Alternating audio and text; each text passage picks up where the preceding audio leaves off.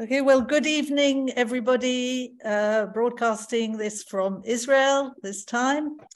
My name's Lynn Julius, and I'm ably assisted by my technical help here, Lawrence. Welcome to another Harif event. This is the first of the new year, and by the way, a happy and healthy new year to you all.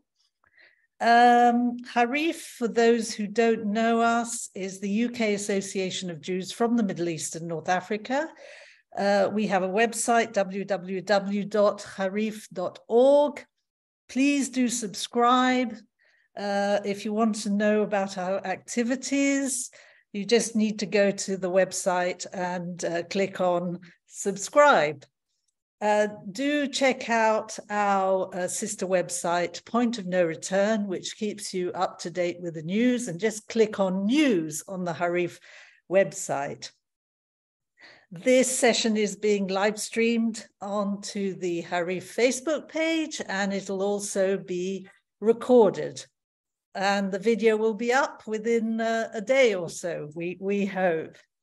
If you have any comments or questions or would like to share your experiences, please do write them in the chat. And hopefully there will be an opportunity after our speaker has finished his presentation to pose your questions. So tonight I'm absolutely thrilled to welcome Dr. Adi Schwartz.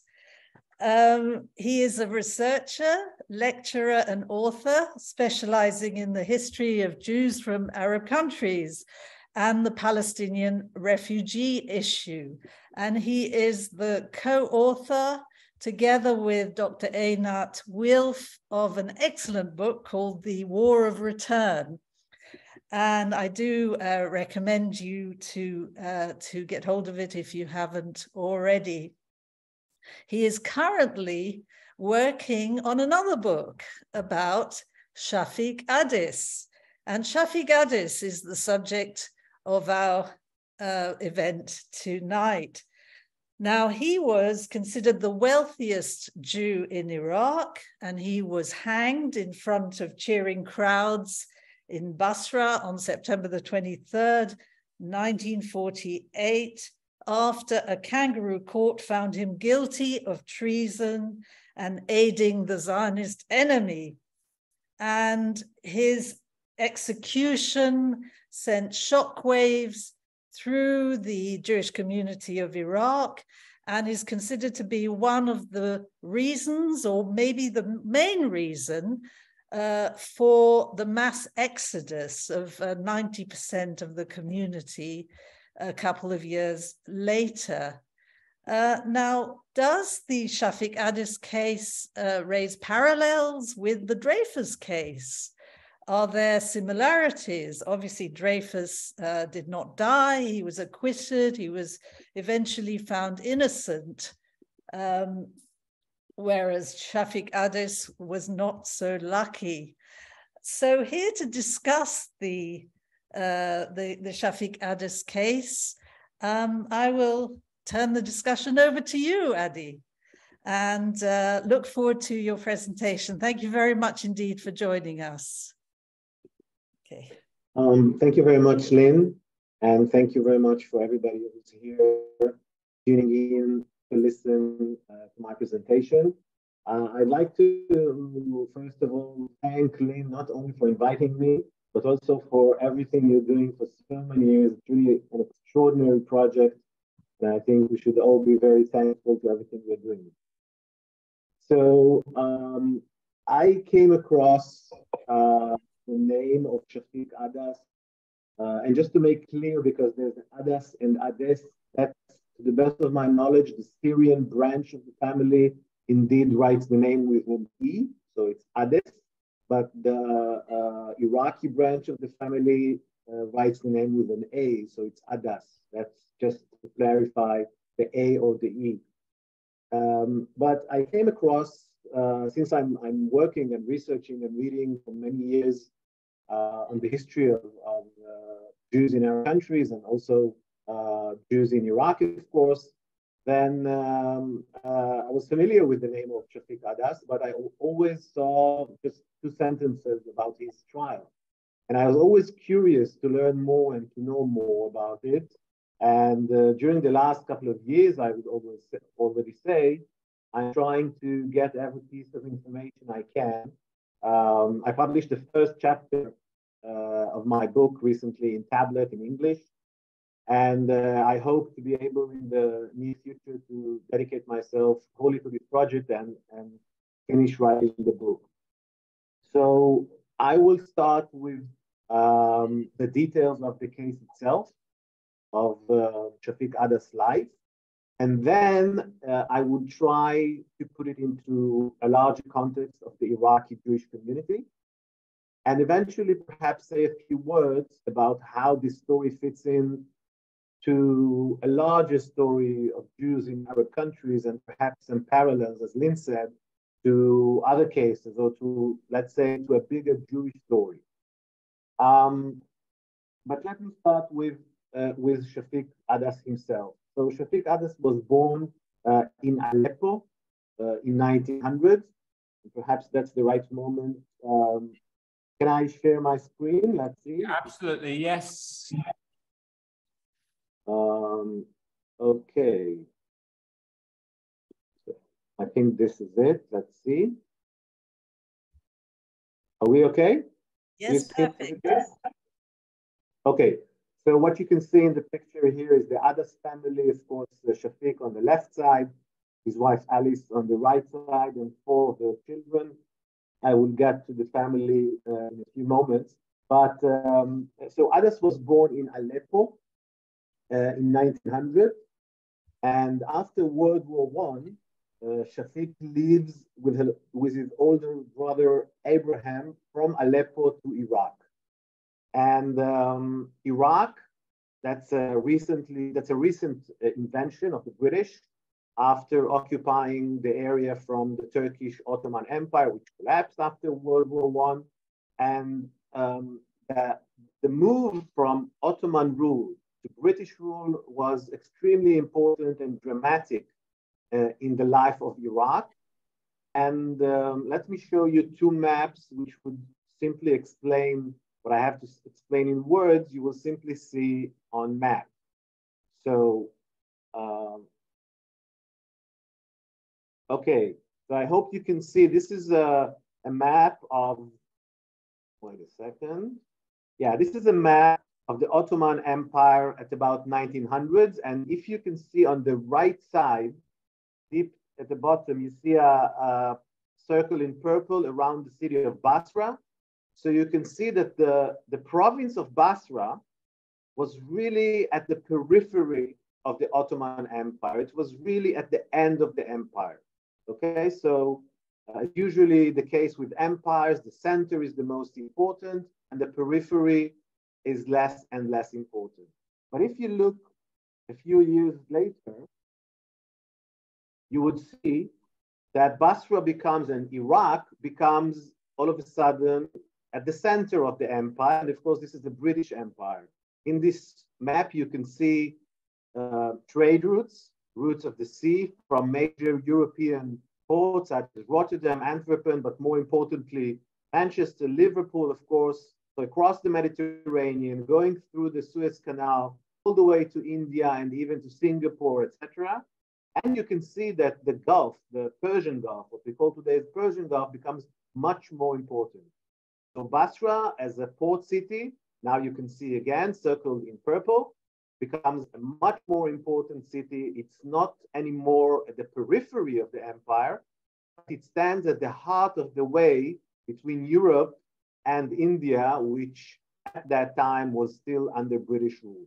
So now you can understand very quickly and very easily why the brothers Adas decided to leave Aleppo and to go to Iraq, because these provinces became much more important, and both brothers thought that it would be easier to earn a living.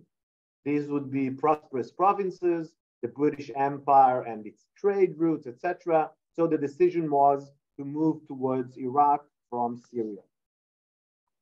And indeed, after World War I, the newly created Iraq was founded on 3 provinces of the late Ottoman Empire, Mosul, and Baghdad and Basra, which are to this day the boundaries of Iraq. From what we know, and again, in some parts of Shafiq Adas' life, the details are very sketchy. Not always we have a very good documentation, but from what we know, it seems that in the beginning, Shafiq started very humbly. So in the beginning, he was a simple mechanic fixing cars. And the story is a classic story of a self-made man who slowly and gradually climbed up the ladder. And, you know, in perhaps a Hollywood-style turn of events, there's a description of Henry Ford, a huge, you know, magnate of cars, of a car producer, arrives in Iraq and wants to open an agency, wants to start selling cars, Ford cars in Iraq. He meets Shafiq Adas, and he gives him the exclusive license to sell Ford cars in Iraq. Now you have to understand that these are the 20s and the 30s. There aren't many cars on the one hand, but on the other hand, this is a status symbol. So everybody who's somebody in Iraq wants to own a Ford car. There's a huge revolution of cars in Iraq, and the business people, politicians, local leaders, everybody who's somebody wants to own a Ford. And this is one of the ways that Shafiq Adas becomes acquainted with, again, politicians, leaders of the local you know, businesses, politics, etc., etc. But that's not all. I think Sabah, his son, one of his sons, sent me a telephone book from the 30s where you could see that Shafiq Adas was the representative of dozens of foreign companies. He was the representative in Iraq, for example, insurance companies, construction companies, a lot of foreign European, French, Italian, German, of course, British, because Iraq was under British rule. All of these companies, Shafiq Adas was the representative. And we could say that in the 30s, in the 40s, Shafiq Adas was certainly one of the most prosperous and successful businessmen in among the Jews in Iraq, if not the richest. But that's, of course, very difficult to know because, you know, exact numbers and details aren't to be found. Now, as I said before, and as you saw in the picture, he marries Alice. Alice comes from a family, from a local family. So her father lived and was born in Basra, and they have 6 children, 3 boys and 3 girls. And so the vision is that Shafiq stays in Basra, which, as you can see, is the major port city where all the trade routes is coming in and out from Iraq. And again, don't underestimate for a minute the trade that comes and goes from India along the Arabian Peninsula. As you can see, this was a very important British stronghold. And his brother, Abraham, is staying in Baghdad, which was, of course, was the administrative capital of the British in Iraq. And from what we know, again, Shafiq Adas was not very dominant or prominent or even participated in the Jewish, certainly not in the religious community, in the sense that rarely seen on synagogue and wasn't a very central part of the community. And most of his friends and his associates were Muslims, either by connections or contacts related to his businesses or other social purposes. And we know that he had very good contacts with politicians, among them. Okay, so just before that, you can see here some pictures from Basra, beginning of the 20th century. Some of these pictures are still from the Turkish era, so around 1900, and some of them just after the British occupation, so 1920. Okay, so these, as you can see here, two of the most important and prominent politicians in Iraq in the first half, let's say in the first half of the 20th century. On the right side, this is Nuri Said, and on the left side, this is Abdelillah. It was the regent. He was the regent during the period that we're talking about, because the king himself was still 5 years old or 10 years old, and Abdelillah was appointed his regent. We know that Shafiq Adas knew both of these people. He was a friend of them. Sabah, the name of one of his sons of Shafiq Adas, was named after the son of Nuri Said. So Nuri Said's son's name was Sabah, and because of that, Shafiq called one of his sons also Sabah. So we were talking about, good relations. It was reported that when Abdelillah visited Basra, he came to Shafiq Adas' house. So it was more than just, you can imagine someone who, the king or the regent comes to his house. This is a very high, someone with very good connections and very easily open doors in the palace. And one more thing is that when Zionism started to gain ground in Iraq, there were two waves, but I'm talking about the second and more important wave after the Farhud in 1941. Then Adas was not known to participate in the Zionist cause. He did not proclaim himself in favor of Zionism. So you could say that Adas saw himself as a patriot, as an Iraqi patriot, and no strong Jewish religious or nationalistic tendencies.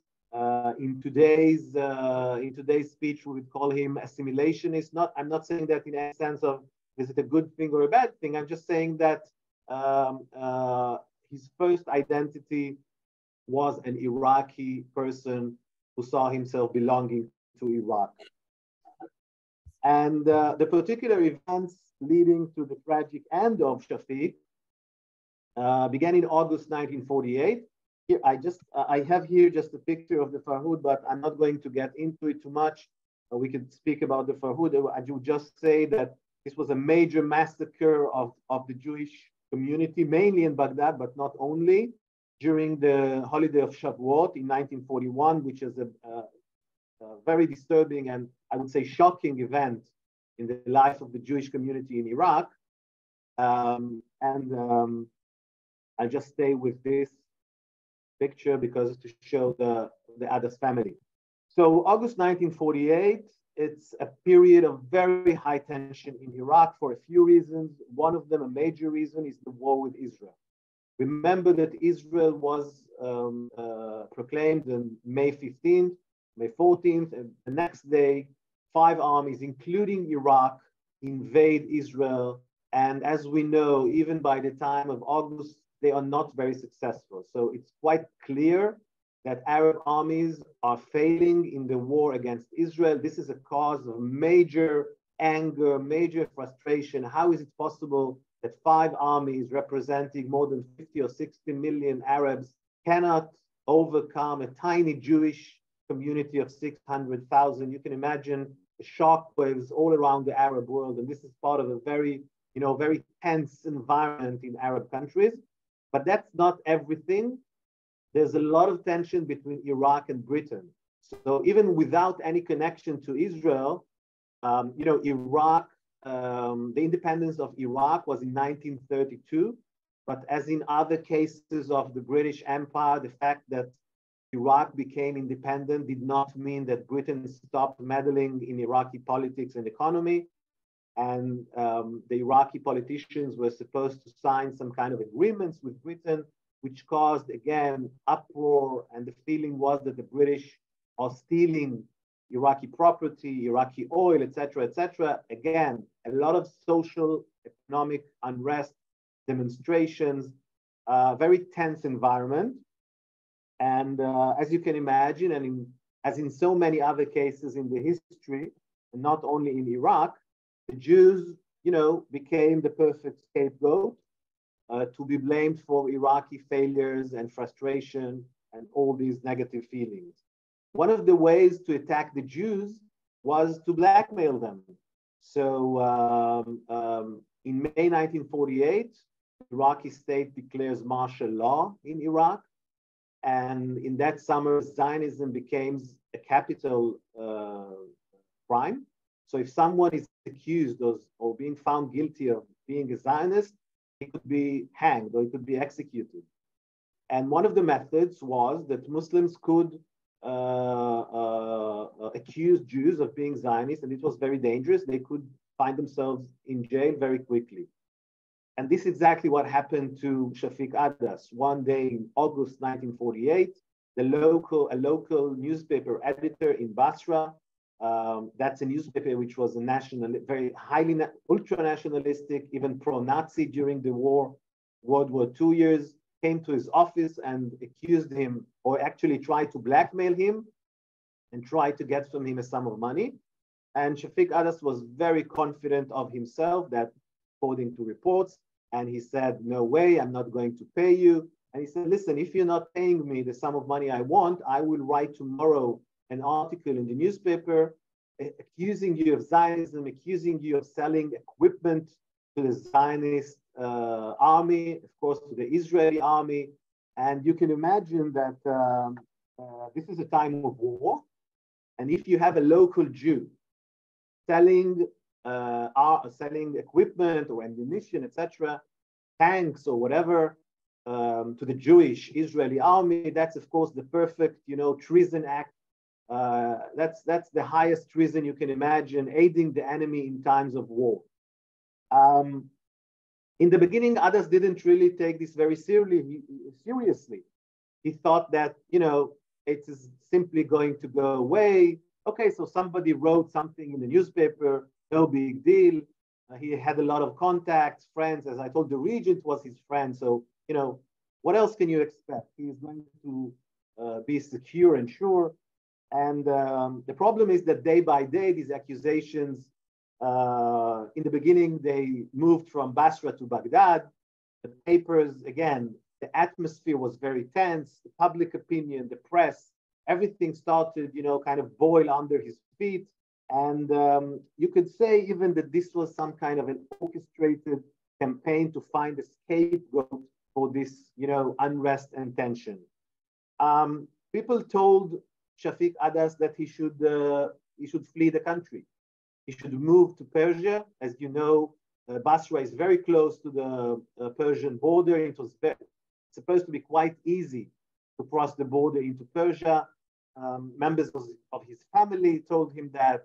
Some of his Muslim friends told him that any day he's going to be arrested and that his situation is very dangerous. But I think that at this moment, his confidence and his self-feeling, of a successful businessman in Iraq, and as we know today, it was too self-confident. Eventually, he even went to the police station in Basra and said he wanted to sort out things, and he wanted to speak to the police officers there. And that is the moment when he was arrested, and that is the last time that he was free. And after we now know some torture and the rest, he was put on trial. The trial took 3 days, from 11th to 13th of September 1948. It took place in Basra, and it was a military court. And what was interesting is that most of his businesses and his firms were co-owned by Muslims. So he had connections with Muslims, but at that moment, only he was found guilty, which was a very interesting and peculiar phenomena. He could not bring witnesses. So the defense could not bring witnesses to support his case. And his lawyers resigned because of this. And we know that the army, which led the trial, brought in all kinds of testimonies, saying that they saw Adas burying all kinds of, is meddling with all kinds of secret dealings. They saw him send old equipment to the Jews, etc., etc. And Adas was found guilty. and his verdict was death penalty by hanging. Now, everything according to what I read and according to what we see, everybody knew that these were false accusations, and it was simply an orchestrated campaign that Adas had nothing to do. I mean, he couldn't do anything. It was too strong, the public opinion, the army, social unrest. He was simply the scapegoat of that event.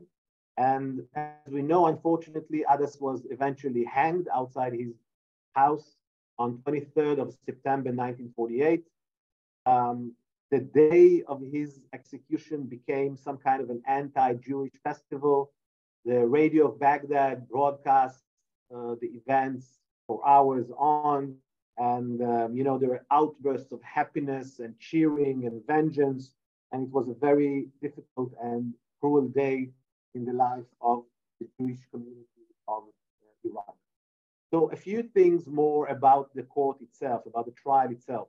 How do we know that Adas was in fact innocent and these were bogus accusations? So first of all, the whole thing started as a blackmail operation, as you can remember, and there was no serious or an honest investigation where people were asked and serious police investigation as you could expect. Only Adas was put on trial. And if indeed his company did something or sold something to the Jews or to Israel, why weren't his Muslim partners put on trial as well? We found in documents of the British and the American ambassadors who met the regent before the hanging of Adas. Some of them tried to, certainly the American ambassadors tried to help Adas, and they got the impression that the regent himself understands and knows that Adas is innocent, but had nothing to do. He was afraid. He was afraid for his seat. He thought that if he would try to help Adas, if he would pardon Adas and free him from his verdict, then he would suffer a revolution or an assassination attempt. His advisors told him that if he would try to help Adas, then he himself is in danger. So that was the atmosphere, but from that we can understand that the regent himself knew very well, perfectly well, that Adas was innocent. Now, why Adas? What did they want from him? So one way to look at it is that no, it was just a coincidence that perhaps if Adas would have given the sum of money to that editor, or if something else happened, so, it just was a tragic turn of events and could have been otherwise. But I think that this is a little bit too optimistic, and it wasn't a coincidence, but the height of an anti-Jewish orchestrated campaign, again, certainly by the state, by the judiciary, by the army, the press, public opinion, etc. So this is a period where Jews are being arrested and tortured in prisons. Even the slightest evidence, for example, if a letter in Hebrew, that certainly during the 30s and the 40s, there were mail connections between Israel or Palestine, the Jewish community there and the Jewish community in Iraq. So people wrote letters to each other. They had family connections. If a letter in Hebrew was found in someone's house, it was enough to send him to jail for a long period of time. And it was impossible at that time for Jews to leave Iraq. And many people were sent for lengthy prison terms. A few months after the case of Adas, in 1949, another scapegoat was found, another prominent Jew, name of Reuven Batat. He was one of the most important jurists and judges and a member of the parliament in Iraq, again, a Jew. He was also accused of being a Zionist sympathizer, was a very old man, sent to prison, and was released only after his health, and he was really a broken man. So what I'm trying to say is that, and by the way, arrests and torture continued along the year of 1949. So it's not an isolated case. it was simply the tragic climax of a whole anti-Jewish campaign. Now, what was the influence, or how did this case and execution of Shafiq Ades, how did this influence the entire Jewish community in Iraq? In one word, you could say total shock. The atmosphere and the feeling was disbelief. How could it be? You know, everybody knew that these were bogus accusations. And, you know, the undercurrent or the sentiment was that if such a strong person, such a rich, influential, connected person as Shafiq Ades could be tried only in 3 days, sent to prison, and eventually hanged, how can we defend ourselves? What will be about us, all the simple men, you know? People who are not connected, people who don't know the region. So whenever you read memoirs or documentaries or, you know, any testimonies of Jews from Iraq, the event of execution of Shafiq Ades was a very dramatic event. And I would like to give you a few examples. I assume that some of you certainly know the novel, the autobiographical novel of Eli Amir, The Dove Flyer, which tells the story of him being an adolescent in Iraq and eventually leaving Iraq. It's very important and very known. Book starts with the case of Shafiq Adas, and I'll just read to you one sentence or two sentences from what he says, the protagonist, the hero. He says, "The fate of Shafiq Adas kept me awake. One spin of fortune's wheel, and even a muhtashem like him," muhtashem is, he himself explains, a potentate at the height of his career, was just another Jew at the end of the road. And I'd like to read you two more examples. Yitzhak Bar Moshe, who's also an Iraqi-born journalist and writer, wrote that the hanging of Shafiq Ades was a turning point in Iraqi Jewish history. From then on, there was only one way forward. No longer did anyone ask why or wherefore. Jews spoke about mass emigration. From that day on, not a single Jew thought otherwise. And another example, Salim Fatal, also a journalist and a writer, and many other things. He wrote that Adas' staged trial was understood as the trial of the whole Jewish community and as a symbolic of how its fate was sealed. Iraq was clearly telling all its Jews, you do not belong. You no longer have a place among us. And I think the most affected were an assimilationist elite who Shafiq Ades was a very, a symbol of that portion of the Jewish population, who went through what is called an Iraqization process, meaning that they hoped that the Jewish identity would not interfere with their being Iraqi citizens, Iraqi proud citizens. And these people were clearly not Zionists. They did not aspire to leave Iraq. I'm talking here also about Shafiq Ades himself. They were proud Iraqi nationalists, some were communists, but in any way, many of them, of the elite, of the Jewish elite, wanted to stay in Iraq and to, be prosperous and helpful citizens of that new country. Just like in many other countries all over the Middle East and also in Europe, ardent Zionists, devout Zionists were always a minority, I would even say a tiny minority.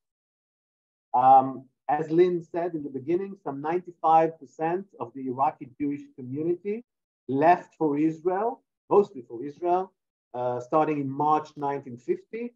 And whenever they are asked, or whenever they are, give testimonies, etc., they always mention the trial and the fate of Shafiq Adas together with the Farhud that I just mentioned as main reasons and dramatic events that led them to leave Iraq. Now, a few more general comments before I would like to open the discussion for your questions is that I think, this is my personal view, is that this is a very classic or even a Jewish trajectory. Again, I'm talking about many countries in the Middle East, but also about history of modern Europe or modern Jewish history in Europe. And for centuries, let's go back to Iraq now. For centuries, Jews suffered from legal discrimination, and we know sometimes physical persecution.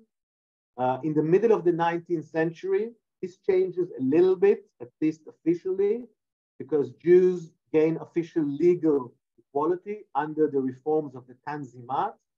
These are reforms in the Ottoman Empire, which is trying to,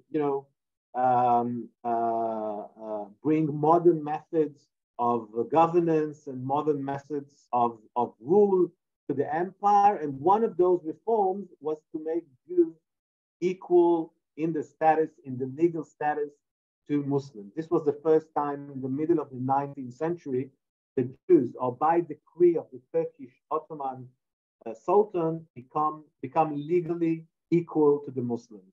Now, Jews try to take advantage of this new reform, and this is the time when we start seeing Jews prosper in the big cities, integrate themselves as much as possible in the economy. This is also the time of the secular education brought by the Alliance network, and Jews learn languages, they have trade connections, they become lawyers, accountants, writers, journalists, etc., whatever you want. This is perhaps the golden age of the Jews in Arab countries. And but the problem is that there is a very strong backlash against this development. So on the one hand, you find Jews trying to be even more Iraqi than Iraqis. But on the other hand, and mainly because these reforms were coming from the Sultan, these reforms were not, grassroots reforms. It's not that the population all around the Ottoman Empire was really, happy with these reforms. No. On the other hand, totally differently, most Muslims saw these reforms as a front to Islam, as a front to the tradition of more than 1,000 years of Jewish presence in the Muslim world.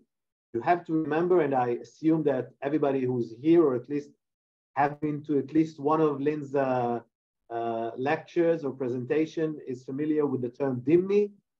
Jews were considered to be, on the one hand, under the protection of the Muslim ruler, but with an inherent inferior position. So that kind of inequality, which was somehow, dictated by the Sultan, was not very happily accepted all around the empire within the simple people. So on the one hand, you find Jews prospering, integrating. I'll give you just one short story that I read. One of the Jews was one of the most prominent poets in modern Iraq. And when Faisal I, who was the father of the first king of Iraq, died in the 30s, he was invited to give a sermon, which is, again, a very, very important event. A Jew giving or participating in a sermon of the new Iraq. And he gave a speech. And at the end of the speech, one of the Muslims comes forward and says, listen, this was beautiful. Your Arabic is beautiful. Such a pity that you are a Jew. So on the one hand, you can find Jews taking their place. We know that the first finance minister in Iraq was a Jew, and many other people were very, participated in parliament. But on the other hand, there was always a backlash. And I think that this is the context that you could see the story of Shafiq Adas. On the one hand, his ascent is him becoming a prosperous and successful businessman, but at the end of the day, proving himself to be again a Jew, defenseless and open to violence and abuse of the government. Now, last sentences. There are a lot of theories about why Jews, or what were the reasons for the exodus of Jews from Arab countries. Some people say that, it was pure Zionism, that Jews in Arab countries always wanted to leave for Israel. And the moment they had the chance, they did it the moment they could. Other people say, completely differently, that they wanted to stay, and because the Mossad made their life miserable and conspired against them by throwing bombs. I will not go into this in detail because it's, we can do a separate presentation on that. But in fact, that Israel and the Mossad were, guilty of instigating the violence and making their life miserable, and they had to leave. Other people say that everything was perfect, the myth of the harmony between Jews and Muslims, and only the creation of Israel ruined all this harmony. And I think that the Adas affairs gives us, tells a different story, and I think a much more accurate story. I think that it highlights the life of a community, the entire Jewish community, that when given the opportunity, the moment the Jews were given the opportunity in Iraq, they did everything they could to prosper and integrate. They tried and wanted truly to be Iraqis, but at the end of the day, at a critical time, they were shown the way out. They did not want to leave, but they were forced out. So, sometimes people talk about expulsion and about exodus. There are many ways how to expel someone. Expulsion is a very extreme and harsh way to actually physically put someone out of the country. But I think that what happened in Iraq is simply sending a very clear message, and perhaps the case of Shafiq Adas is the most prominent example of how the Jewish community was shown the way out. They were given the message that Iraq is not their country, is not their home, not their place, and they would never be considered as equal to Muslims. And I think that this is the right context to understand the exodus of Jews from Arab countries as it is seen through the story of Shafiq Adas. So I will stop sharing right now. I hope that you can see me back again. And that's it for me. Thank you for listening. And I'll be very happy to answer questions if you have. Well, thank you very much indeed, Adi, for that fantastic overview of a very tragic case. And just like to say, we've got over 100 people listening here tonight. So it's going to be difficult to unmute you. So I think what I'll do is read out the questions. That's okay. Probably the simplest way of doing it. So Niran wants to know, what's the name of the reporter who wanted to blackmail Adis, and which newspaper published the first article which triggered this whole business? So interestingly, I couldn't find anywhere the name of the editor. It was the newspaper of the Istiklal party. And I don't remember the name of the newspaper, but I can look it up somewhere and I can send it to you, Lynn, perhaps. But it was an organ of the Istiklal party. Right, which is the independence. Yeah, but this was an ultra-nationalistic, very anti-Jewish, anti-Jewish with very strong pro-Nazi tendencies and sentiments during World War II. So it wasn't a coincidence. It's a very anti-Jewish newspaper. Right, and Maurice Shohet noticed that Adi focused on Nouri al-Said, who was prime minister during different times in the kingdom's history. But during the time of the execution, Mazahim al-Pachachi was the prime minister, starting in June 1948. Can we conclude from this that Nouri al-Said didn't want to intervene at the time in the case because he was out of government and he was the ex-prime minister? So Iraqi politics at the time, government fell more quickly than even the Israeli governments in the last couple of years. So yes, it's true. I think that nobody really wanted to interfere because people such as Nuri Said thought that if they intervene, they put themselves at risk. The atmosphere was so violent. I read even on your page, Lynn, people all the way in Baghdad hearing the radio broadcast of really the descriptions of what happened in Basra, that they are awful. It's simply like, I'm sorry to say, like an orgy of hate. So I think that every politician, every Muslim politician, even those who were more favorable or more friendly with Shafiq Adas, were simply afraid for their own lives.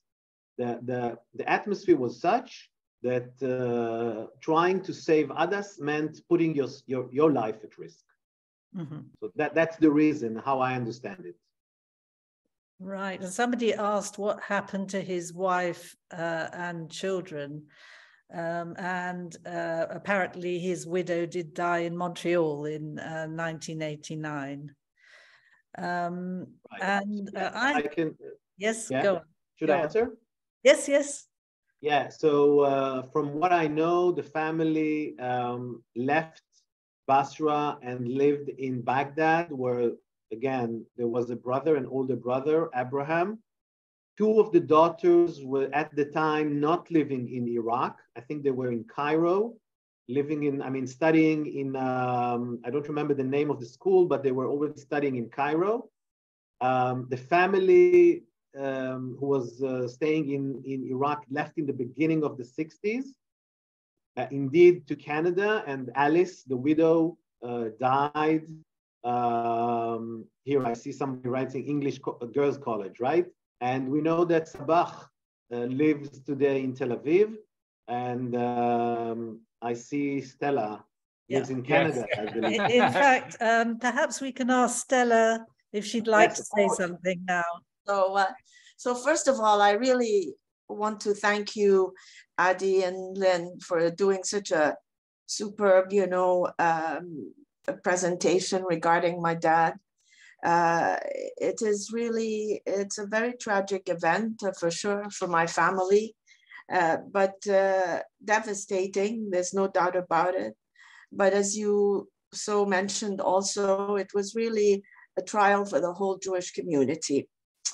And as you did say, it was really a clear message that no matter how well connected you were or how wealthy you were, you did not really stand a chance. That really Jews did not belong in Iraq. And that was really the trial, really the trial of to a certain extent, of the whole Jewish community, really.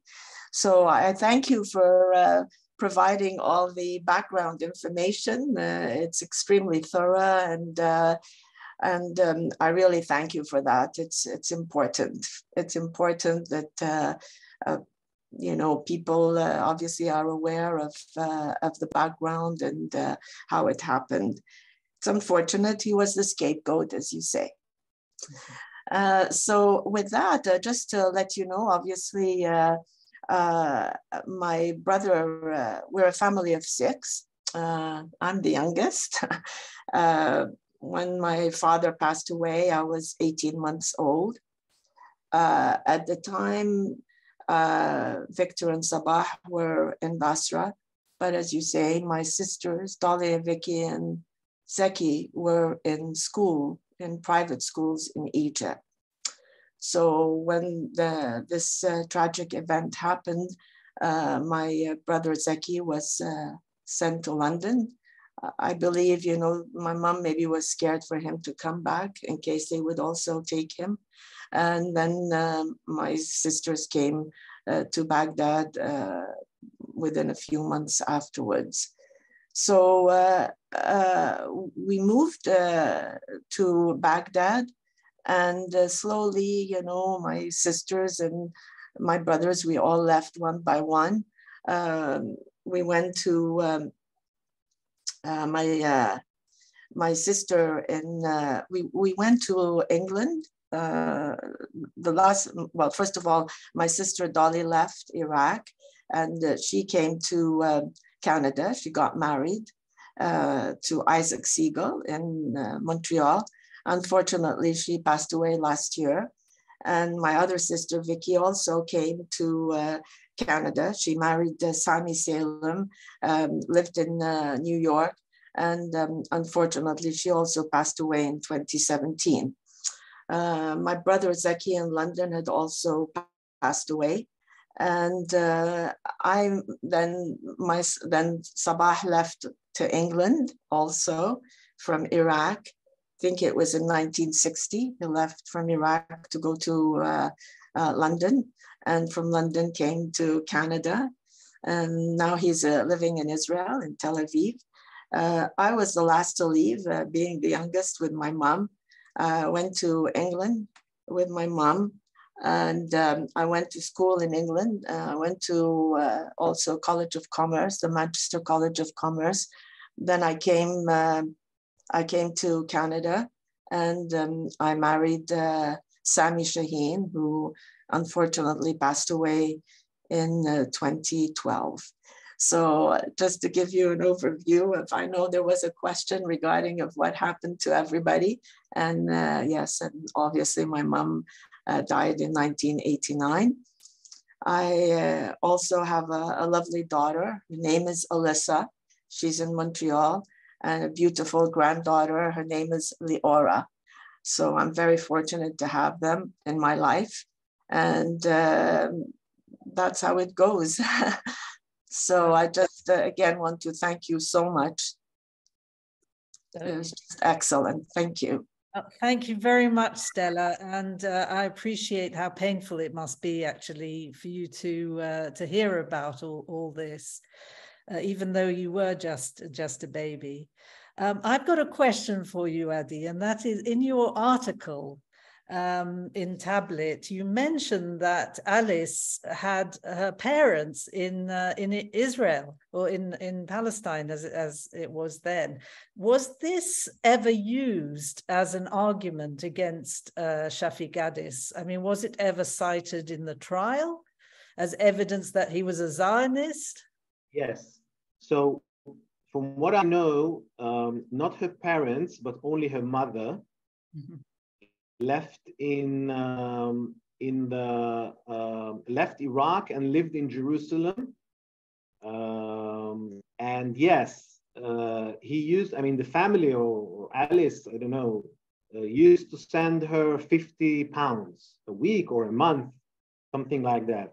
And one of the things that was shown to him, please explain to us, how come you're sending each month, 50 pounds or whatever sum of money it was to the Jews or something like that? And he said, yes, of course I'm sending. This is my wife's mother, and I'm sending her 50 pounds per month or whatever to help her. So yes, it was used, but again, the sum was so ridiculous. So it was inconceivable that that this actually was some kind of a payment. And you know that I was told by the people in the museum in Or Yehuda of the Babylonian Jewry Center that they have some documentations as well of either some money received by Alice's mother, so they knew about it as well. He even told it. People there told me before I found documentation, other documentation. So that's a fact. Yeah, they sent money to their mother. Right. Can I just comment on Richard Galba's comment in the chat about people emigrating? When the Jews left Iraq, 90% of them left in 1950. And it's one of the biggest emigrations at one time. People don't do that except for one reason. They are forced to leave under threat of their lives. Yeah, that's right. And I just wanted to read out Vivian Berchan's comment. Sorry, she's making me work tonight. It's near the top. Yeah, as a young girl in Iraq on the day Ades was hanged, our home was dark and the adults whispered. And as a child, I was told to be quiet. The fear was that Arabs would knock on the door of our house. What do you say to that, Adi? I mean, that's extraordinary. You know, again, all the memoirs, there isn't even one memoir or a document, something that doesn't mention the story. I mean, this was simply the story of an entire community in shock and in fear. And, you know, you said in the beginning something about the Dreyfus affair, and the reason why I find it similar is in the sense of the impact. You know, it is known, or it is assumed, that Theodor Herzl, you know, was in the Dreyfus trial, and he said, Jews cannot stay anymore in Europe. It won't work. So, of course, there are differences. Unfortunately, Adas was hanged. And to be honest, I think that this is one of the things that we should ask from modern Iraq to, you know, just as Dreyfus was acquitted, Iraq should very belatedly acquit Adas and, you know, acknowledge that this was a bogus trial and to return his name and his reputation. So yes, it was a very dramatic, it's a very moving episode that you just read and described. And Janet agrees with you. She said, thank you, very important. We need to share our silent trauma of the Jewish Nakba out of the Middle East conflict. These terrible crimes against unarmed innocent citizens were committed by the Arab regimes and silenced by them and their media while drumming up for the Arab Nakba out of the war of 1948. Of course, I agree with that. And this is one of the reasons I think that,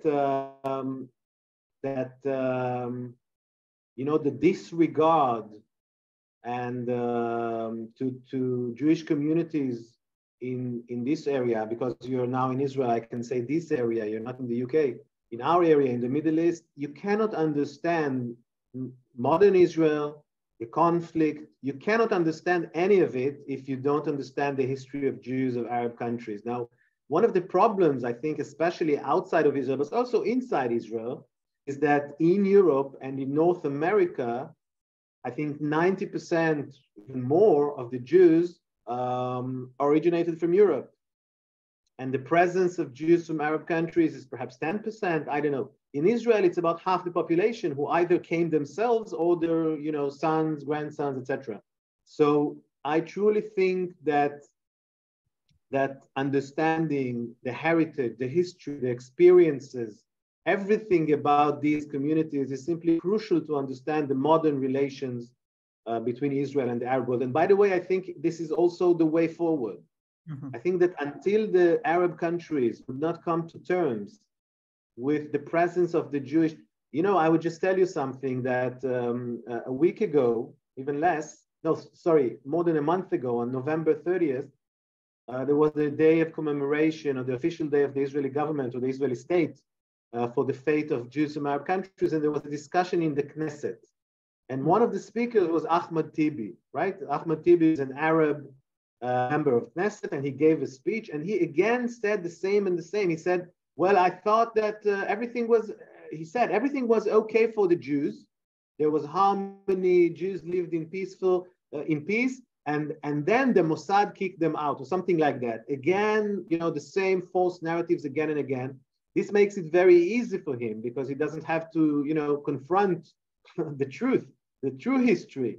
But until the Arab countries and the Arab societies around us in the Middle East and in North Africa come to terms with the Jewish presence, by the way, and in everything good that the Jews contributed to these countries, we can do, and you are doing a whole lot of many in Egypt, in Iraq, etc., etc. They contributed tremendously to all these countries. So I think that only when Arab countries come to terms and acknowledge this history, then we can perhaps be closer to peace between them and Israel. Yeah, and I would like to really say how grateful we are to you, Adi, for everything you are doing. to raise the issue, especially since this is not your background, you're Ashkenazi. But I know you're very passionate about the issue. I just want to ask you, what do you think can be done in Israel to raise awareness, given that 50% of the Jews of Israel come from Arab and Muslim countries? I mean, we had the 30th of November. As far as I could see, there was very little coverage of this commemoration. What do you think? I agree with you. And I think that in the last 10 or 20 years, and we know all the actors, there has been tremendous work and success. You know, this decision to make the November 30th and decision in the Knesset, etc., etc. But I think that it was limited. It was a very top-bottom,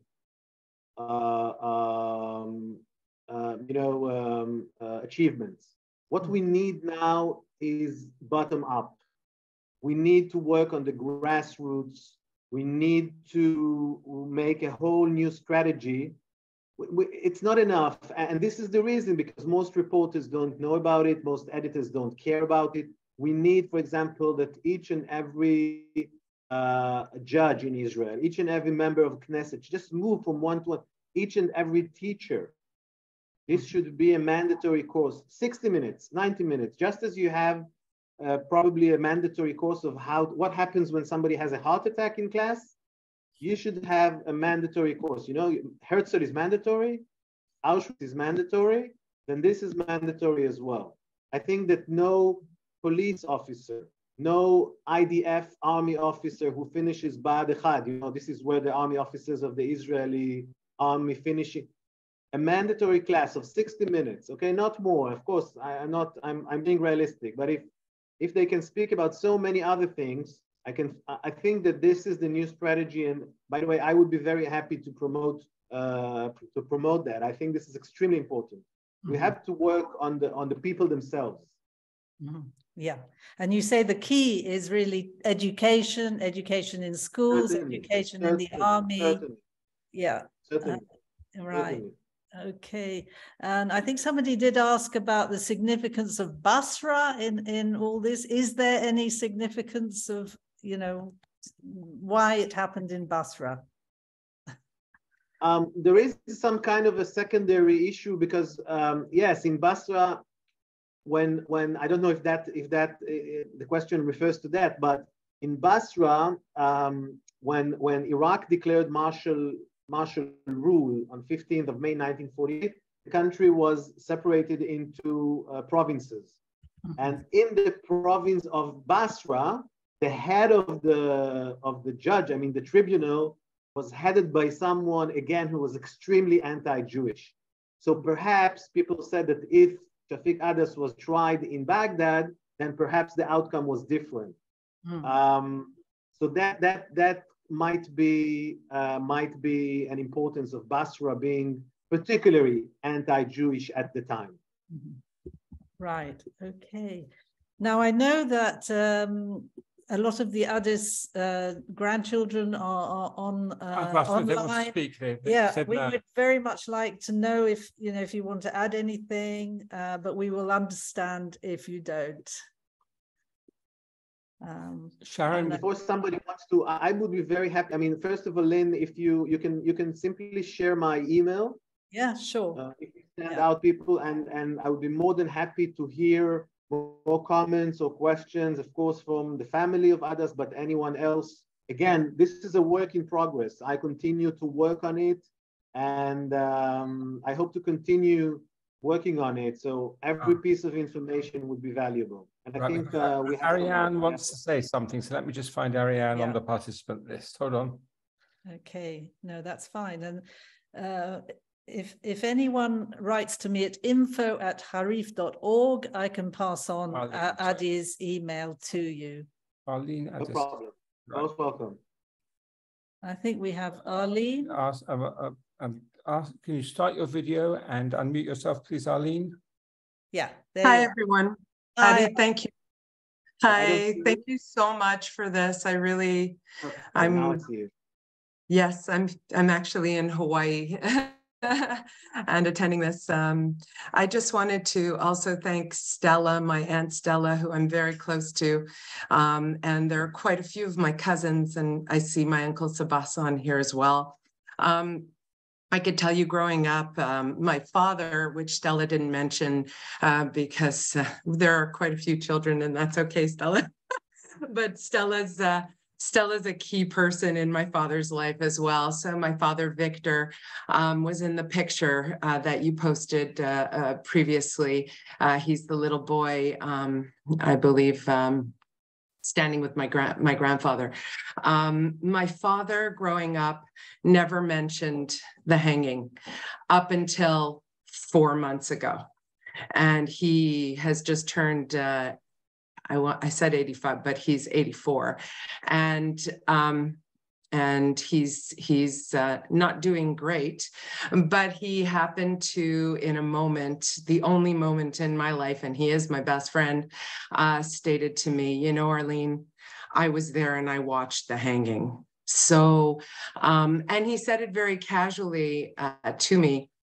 But I can tell you it was probably one of the most significant moments, because I waited all my life, and I'm 56, to hear him. I was never quite sure if he was there or not, because obviously there are no pictures of my grandmother and Stella. I think Stella was in my grandmother's arms at the time, from what I heard from other people that were there, as well as my father and I believe Sabah.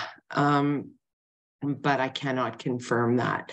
And I can tell you, growing up in our family with my cousins, who a lot of them are on this call, Sharon, Cheryl, I saw Kelly, some of Shafiq's great grandchildren. There's quite a few of us on this call, but through our lives growing up as kids, we did not talk about the event.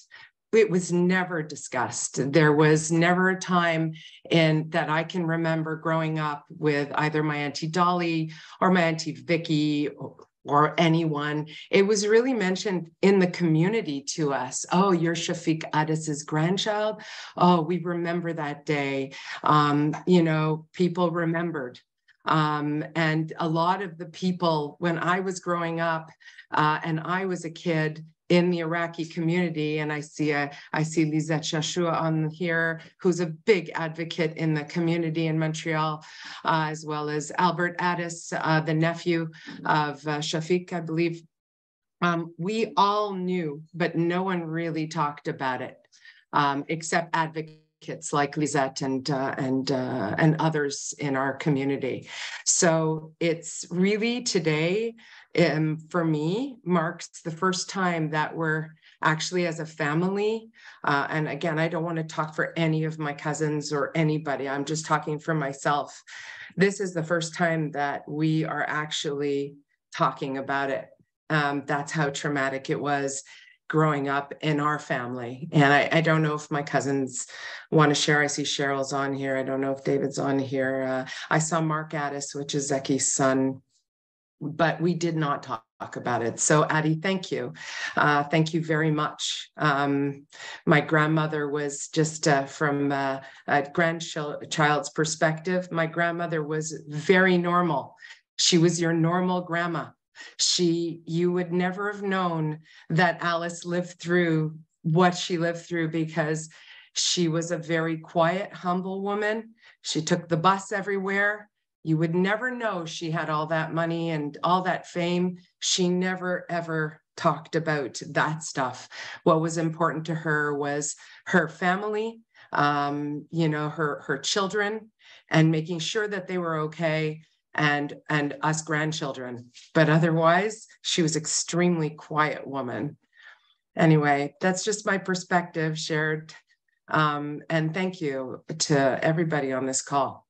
Because does any other member of the family want to say something? If you just raise your hand or say yes in the chat, I can see an electronic hand. If you bring it up or you say yes in the chat, I'll put you on next. My great pleasure, Arlene. Great honor. Thank you for speaking up, and yes, let's yeah, continue, of course. let's continue the discussion. Yeah. Yes, it's actually not unusual, isn't it? That traumatic, I mean, it's very similar to what happened to Shoah survivors, isn't it? That some of them just cannot bring themselves to say anything, and they just want to pretend that it never happened somehow. Yeah. Okay, so I think if there are no more questions, then I will ask the last question, Adi, which is, when do you hope to finish this book? Well, as I said in the beginning, I am working on it on and off. It's not my, it's not my main job. So I hope to one day be able to dedicate myself to do only that. And until that, I don't have an answer for you, unfortunately. Well, can Harif book you for your book launch in London? We'll do it now, whatever the date. We want it in the diary. Most definitely. That's a date. Okay. So, so it just remains for me really to thank you so much, Adi. And, what you're doing is fantastic. Keep on doing it. We need people like you. If you want to pop it round to Tel Aviv for a coffee, we'd love to see you. Okay, yeah, sure. And I'd like to thank everybody who's on the call. I'd like to thank the members of Shafiq Adas's family for joining us. And if anyone wants to get in touch with Adi, please drop me an email. I'm on info@harif.org. Harif, Listen, I can write it. I can write oh, it. you can write. Yes, you can write your email in the chat. Yeah. So here it is. I'm just writing it. I hope you can see it. Okay. Here it is. Okay, that's wonderful. Right. I'm just going to share a little thing on the screen, which is a future Harif event. Okay, so this is the commercial break. I just want to remind everybody that next week we have a completely different subject. We talk about the Radhanites and the Jews of China. I really do urge you to come along and listen, because we have an excellent speaker as well. So yeah, that's the one on the 17th of January. And we have a full program for February as well. Okay. So I think, as is our custom, are we going to unmute everybody? We're going to unmute everybody. But before I do that, I have to take 4 or 5 people who are called iPhone out of the room, so they cannot say anything. So I'll allow people to unmute, but I will at the same time delete anyone with a name I don't know who haven't given me their name out the meeting. Okay. Right. So, we're all free to say whatever you like. And thank you again for joining us. Sorry, those of you who didn't give me a name, I will unfortunately have to take you out of the meeting now for security. Okay.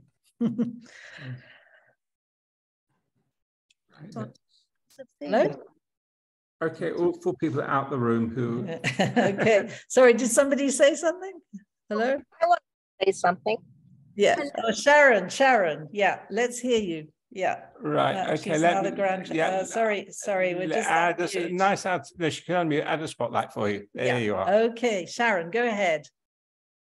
No, can't hear you. Oh dear. Can you unmute? Yeah, she's unmuted. Everyone's unmuted. We can't hear you.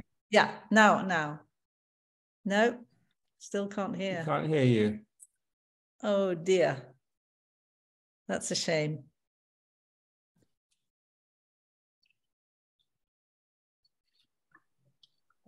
We can't hear you, I'm afraid. If you want to activate le son. When do you want, Ben? Sorry? When do you want? I speak Spanish. Okay. Sorry, Sharon, we can't hear you. Yeah. Wait 1 second. Not everybody's unmuted. Everyone is unmuted now. But Sharon, you've muted yourself. You're now muted. No, it's not worked. Here, Sharon. Sharon, over there. I'm here. Unmute that. Can you unmute it? Okay, right here. What? Oh, hi. I'm with Dahlia. Do you hear me now? Oh, yes, yes, we hear you now. We're both Dolly's daughters. We live in Montreal. We're in Florida right now together on vacation. But I just wanted to say that, you know, you're saying that they didn't talk about it their whole lives, but towards the end of my mother's life, she did talk about the fact that that's all that was ever in her head every minute of the day. That all she thought about was her father's hanging. She would sit there and shake her head, and so did my grandmother. So it was really always there. And I know it was just such a traumatic thing, and it really affected them all in such a horrible way their entire lives. They never got any help to deal with all of this. And also the what's the word? Not embarrassment, but the fact that they went from being so extremely wealthy to having absolutely nothing. What's the word? Humiliation, I think. Humiliation. Yeah. Like for themselves, you know, they were used to such an extravagant lifestyle and having servants and having help and have nothing and have to go and ask for things. It was like, you know, it sort of just brought them all so low. And you know, I mean, I don't know what to say, but it was. I read the same sentiment, same feeling. I don't know if you know. Do you know Andrea Siman? No. Andrea Siman was born in Egypt, and the family left Alexandria after 1967, and he tells a story very similar that he meets his parents in New York, and all of a sudden they go somewhere, and he knows that they have to go by bus or by the subway, and he sees their faces, and he understands, like, you know, immediately understands how they felt from everything they had back in Egypt to you know, going by bus or having this more simple life. And I think this is a similar sentiment to what you're mentioning, and that's totally understandable. Yeah, there's Camille Fox, the artist in Australia. She remembers that when her family left Egypt, her mother said it was from the smell of Chanel to the smell of the cows. Yeah, the cow shed. Cow shed. And I've just been told I didn't add Lynn's name to our name, so I'll rename her now. Sorry. Yeah, I think Cheryl, you're also a grandchild? Yeah, can you hear me? Yes, we can hear you. Okay, looks like it. So I'm Vicky's daughter, and my dad's on the phone here somewhere. But you know, my cousins Sharon and Dahlia, Dolly was, when we would see her, you know, cheerful and everything else. And what I really think is, you know, after my mother died in 2017, and I think after that, only after she died, did I come to appreciate how I really think she was suffering from PTSD like her whole life, in a way that made just a lot of other things very challenging for her. And I sort of feel bad now as an adult that I wish I had been able to do something to help her try to deal with the PTSD in that way. And I don't know, Stella, if you agree, or Sabah, but I just feel like maybe, you know, we could have done more for them, and not just about the money, but just about everything. I mean, just losing your country, as so many people. And the other thing I put in the chat was, you know, when you said 90% of the Jews left within a few years, I mean, my mother was talking about how she was every week trying to get out of Iraq and going and trying to bribe people and couldn't get out till 1959. And I wonder why it was so hard for them to take like 10 more years to leave. And I don't know, maybe Stella knows why that was. Well, I think, sorry, can I come on? Yes, you're on. Sorry, who's speaking? Let me get the spotlight for you. Sorry, I'll let you the family spotlight. I think, you know, unless I'm mistaken, I think maybe at the time, maybe the Israeli government had said to my mom that they would do everything for her and to come to Israel. But, you know, my mom was grew up in Iraq and was rooted in Iraq, and to go to another country. And unfortunately, things were very hard in Israel at the time, you know. So for that reason also, you know, my uncle was still there. And I'm not sure when, I know her mother had gone to Israel, but maybe her father had already was also still in Iraq. That I'm not sure about until what time. So for that reason, she had also friends and I don't know, some family. And for that reason, we stayed in Iraq till 1950. Well, I left in 1961, that's correct. But in retrospect, I wish my mother had taken the position and for all of us to have gone to Israel. We would have all grown up. That really, we would have all grown up as a family. My brother Zeki, I never saw him till you know, till we left in 1961 to England. And, you know, we were all dispersed. So that would have been, but anyways, hindsight, whatever, that would have been, to me, would have been the ideal thing for all of us, the whole family, to have gone to Israel at the time. That's one part that I wanted just to add. And I have to apologize to my dear brother. I'm sorry, Victor is a very dear brother to me, as you know, like Arlene just spoke. He is in Montreal, and love him very much. And so I just wanted to mention that also. He also stayed in Iraq with us until he left to England. He studied in England, and then he came to Canada and married Yvonne Rebbe, who unfortunately also had passed away. Just one final note, I also want to say, you know, of course, Dad suffered. I mean, he died once, but I think we've died a million times. But I just want to say, to my mom, you know, has to also be acknowledged, really, because she was a tremendously strong woman.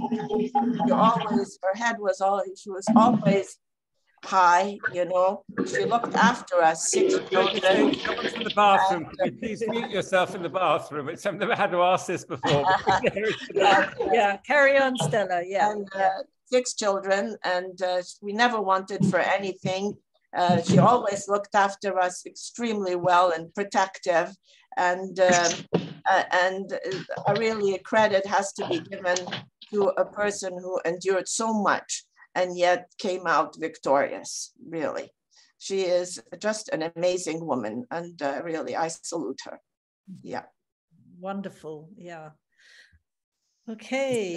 Stella was the one who looked after her. Yes, I was with her all the time. At the time when we were leaving Iraq, he said to my mother, it was a Mr. Minassian who was in charge of the passport office. He said, well, leave your daughter here, you can go. I was the only one, but anyways, that of course did not happen. So that was that, really. Yes. Thank you very much. Any other members of the family? Would anyone else like to speak from the Ades family? Thank you so much. Thank you. Thank you. And Dolly I knew Dolly. She was. I was out Flamingo Road. Who's sorry. Is that driving? Okay. Well, was that somebody else was trying to say something? Hello, Lynn, can you hear me? Yes, I can. Yes. Just to tell you that I was at English Girls College with Dolly Ades.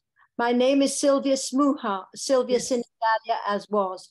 And we were there when she was told about her father being hanged, and the whole school, I mean, it was just awful, awful. I remember her, she wore glasses, isn't that right? She wore glasses at the time. And I forget how old we were. 1948, I was born. So we were about 11, 12 or whatever. Yes. And I'm sorry she died, because I was often in Montreal. My husband had business there. I could have met her. I didn't know she was called Dolly Siegel. Oh, dear. But it's amazing for you to actually share that now, so many years later. Because it was ADES as far as we knew, Dolly Adas, not Dolly ADAS. It was ADE. Anyway, but just to say hello to the rest of Dolly's sisters, and I'm so sorry I never got to see her again. Thank you. I would have liked to see you.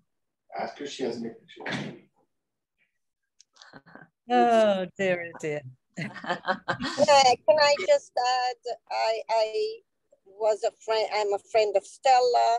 Yeah. I used to go to Dolly often, and Stella's mom was an amazing lady and very stoic. And but I remember her once saying, it's Israel, that because of Israel, we all suffered, which is true as well. You know, I mean, it's because of Israel that what happened. You know, they used Israel as a reason to kick everybody else to frame the late Shafiq Adas. We paid a very, very, very heavy price for Israel, and that's unfortunate. And maybe that's one of the reasons why she couldn't handle going to live there. That's right. That's right. Yeah. Okay. Thank you for that, Lisette. Sylvia actually lives in Geneva. Somebody asked. Yeah. Don't forget, Lisette, that all Jews, whether they were communist, whether they were anti-Zionist, non-Zionist, they all paid the price. So this was a completely anti-Semitic act to execute Ades and to bring in all these laws discriminating against the community.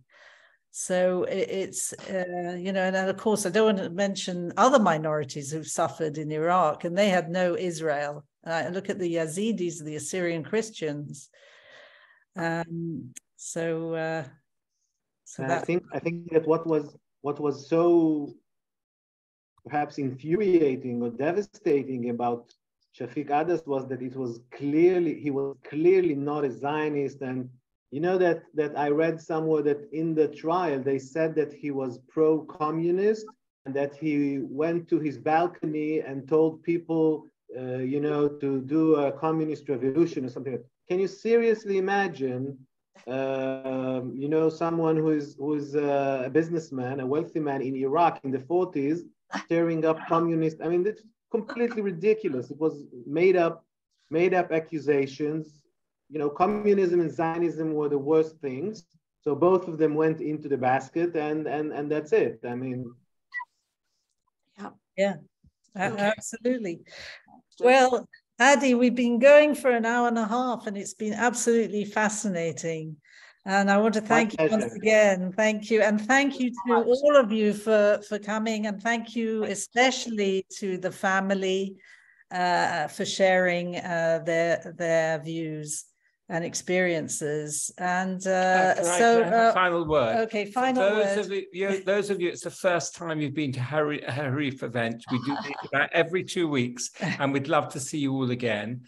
All the historical ones are recorded, as will this one will be, if you want to see it or share it with your friends and your family and your children and your grandchildren, and use us as a vehicle to spread the word. And we hope to see you all again soon. Yeah, that's right. Jews of China next week. Next 2 weeks. The next 2 weeks. Okay. Thank you once again. Thank you. Night. Good night. Bye. Good night. Bye. Bye. Thanks very much, Adi. Thank you. Thank you. Thank you.